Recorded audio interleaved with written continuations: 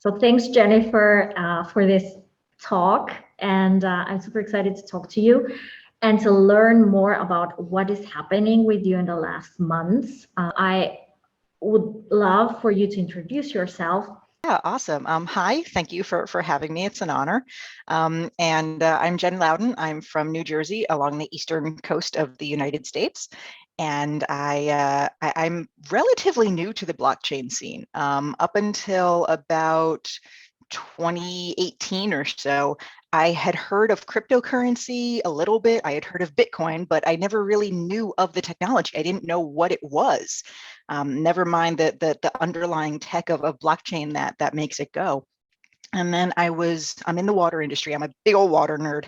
And so I was fortunate enough to be picked through a local professional water association to attend a sustainable development goals summit that was happening out in Singapore. And it was getting 1,000 young professionals from all around the world to come together and address the sustainable development goals. I was sent over as part of the contingent for SDG 6, which is water and sanitation for all. And just absolutely amazing experience. It's called Unleash Innovation Lab, and it exposed me to entrepreneurship. It exposed me to innovation at a massive scale. And again, obviously the overall idea of sustainable development.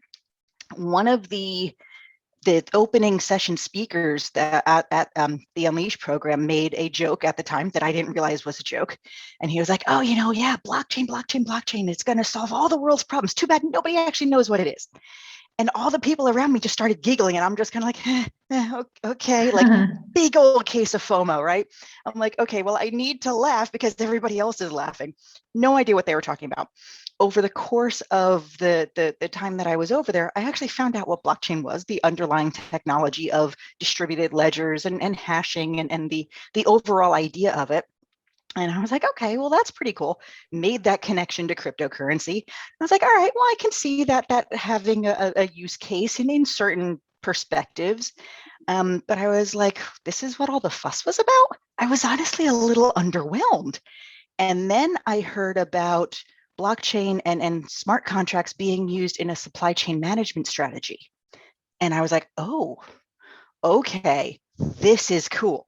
Like, we can track shipping of certain products all around the globe. We can streamline invoices based on trucking, like all of these things that, again, coming from the water industry and coming from an industrial use, I actually understand and I can visualize. And I know a little bit about the bottlenecks that happen with this. So that got me really excited. I was like, cryptocurrency is awesome. It has its place, but supply chain management is where I really kind of fell in love with blockchain. And so being able to have that experience really opened my eyes to new levels of technology that the water industry hasn't really accessed before. So I get back from Unleash, and my wastewater utility that I work for, I'm laboratory manager there, was in the middle of a crisis.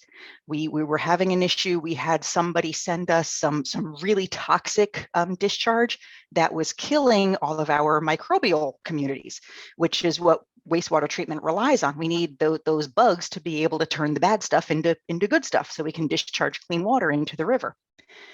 So I was like, okay, we're in crisis. It happens, unfortunately, regularly with this particular industrial user.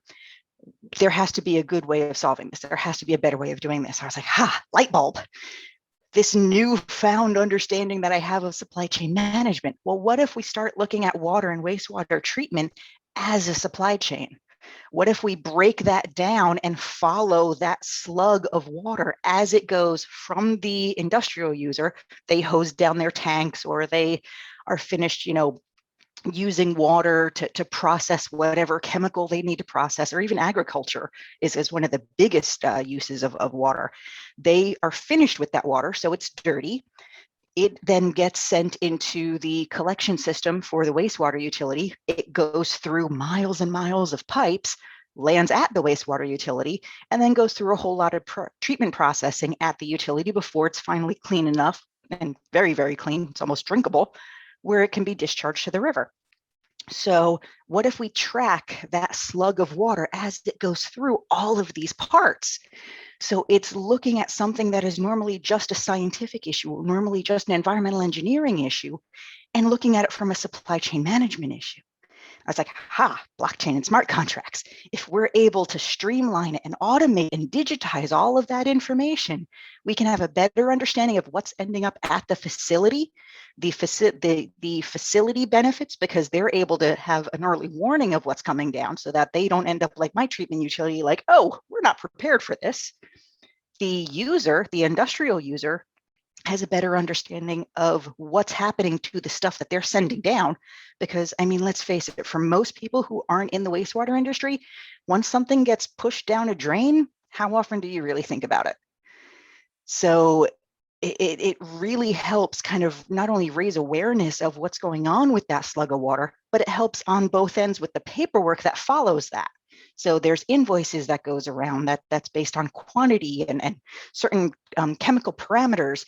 If we're able to digitize that information through IIoT, put that information on a blockchain, and then have massive if-then statements through smart contracts, then we're able to streamline that entire paper trail as well.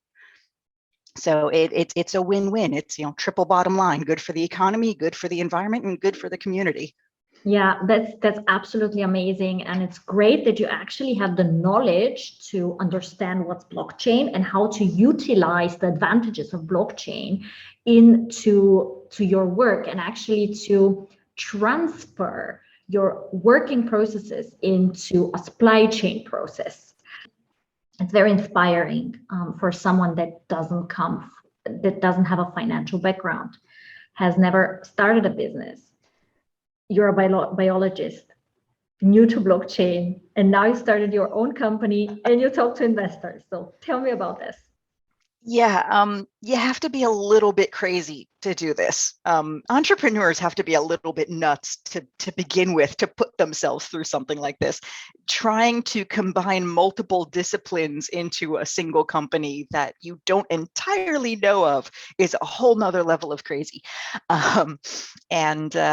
It's the investor part for me has to honestly be the hardest part. Because I'm not used to thinking of things in terms of return on investment. I'm not used to thinking in terms of, okay, well, I'm going to give you my money now, but I want to recoup that within 3 years. And what's your exit strategy? I'm the entrepreneur. I came up with the idea. I'm passionate about it. I want to keep doing this until the end of time. That's not what an investor perspective is looking at. They're like, okay, I want to get my money in. I want to help you out. I want to get my money back and then some, and then I want to move on to something else. So that mindset is something that I'm honestly still working on. It's just like I'm still continuously learning about blockchain and smart contracts. I'm continuously trying to understand the investor perspective. Just recently, I connected with a civil and nuclear engineer, which in itself sounds pretty mind-blowing, who is also a former entrepreneur. He's started and successfully sold a few of his companies, who is also now an investor. So, again, that I'm not ready for VC involvement, but the friends and family and angel investors, I'm ready for pre-seed stuff. I kind of through a connection, got connected with him, and he's offered to help me really kind of take me under his wing almost and help me see things from that investor perspective, which is great, because like I said, I'm not used to looking at things like that. I'm used to looking at things like, okay, water, science, this needs to be done, this is experimentation.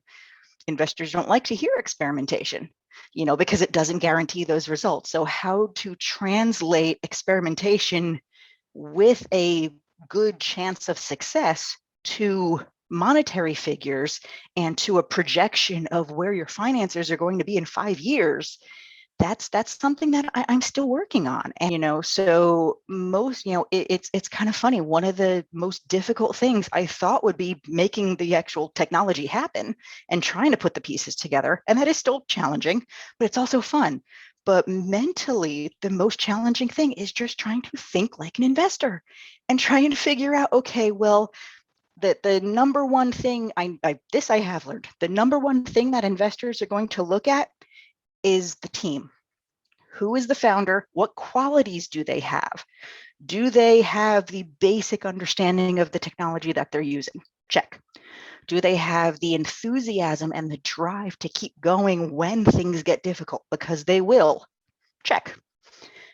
Do they have the ability to bring people together? And that's one of the most important things, because no founder can start a company on their own. It's just not possible. You will go nuts. And again, you have to be a little cuckoo to begin with, but you will be, you will burn yourself out if you try to be a solo founder and your own team and your own marketing and your own sales. Like, you need to start out that way, but you need to rapidly bring people with you. You need to bring people on board, even in an unofficial capacity. Have an advisory board. That's what I did. I formed an advisory panel for my company. This way, it's not just me rolling my ideas around in my own head, because I don't need an echo chamber. I need someone that I can bounce ideas off of, and it's like, oh, that's a good idea, or oh, let's put a pin in that, and then we'll circle back to it later. One last question. Yeah. Can you give an advice to someone like you a year ago? Someone that works in a company, has an idea in blockchain. What's your advice to start a company within the space? You have to be passionate. You need any entrepreneur, but especially in something as new and as buzzwordy as blockchain, you need to really be passionate about why you're doing this, because there's going to be a lot of uphill battles. I sound like I may have everything figured out and it's just going to be skyrocketing from here, but my path has been this. So there's going to be a lot of uphill battles on your way to being an entrepreneur in the blockchain space. And you can't be one of those people that thinks blockchain is going to help their company, but they don't know how. Like, you need to know the problem that you're trying to solve with blockchain and smart contracts, and you need to be passionate about that problem. If you either think that blockchain is just going to cure all of your ills, you have another thing coming. Blockchain can do a lot, but it's a tool in the toolbox. It's not the end, miracle cure itself. You need to know the problem, and you need to be passionate about solving that problem.